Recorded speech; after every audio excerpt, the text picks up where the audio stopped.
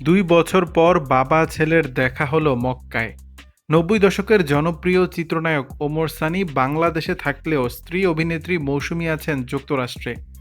একমাত্র কন্যা ফাইজাকে নিয়ে সেখানেই থিতু হয়েছেন তিনি। অন্যদিকে এই তারকা দম্পতির ছেলে ফারদিন এহসান ব্যবসা সূত্রে থাকেন দুবাইয়ে। দীর্ঘদিন বাবা ছেলে একে অপরের থেকে দূরে থাকার পর অবশেষে সৌদি আরবে দেখা হলো তাদের। দেশটির জেদ্দায় ব্যবসায়িক কাজে যান ফারদিন। কাকতালীয়ভাবে কিংবা পরিকল্পিতভাবে সেখানেই উপস্থিত ছিলেন অভিনেতা ওমর সানি।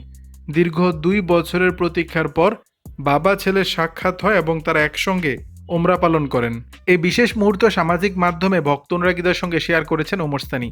প্রকাশিত ভিডিওতে কান্নায় ভেঙে পড়তে দেখা যায় অভিনেতাকে। সানি বলেন, আমার ছেলে ফারদিন 2 বছরের বেশি সময় ধরে বাংলাদেশের বাইরে। সে দুবাইতে কাজ করছে। জেদ্দায় ওর সঙ্গে দেখা হলো। লাভ ইউ বাবা। তোমার চোখের কান্না আমাকে মুগ্ধ করেছে। ভালো থাকিস বাবা। তুই যেন সবসময় সুখে শান্তিতে থাকিস। আমার এই অনুভূতি বলে বোঝাতে পারবো না।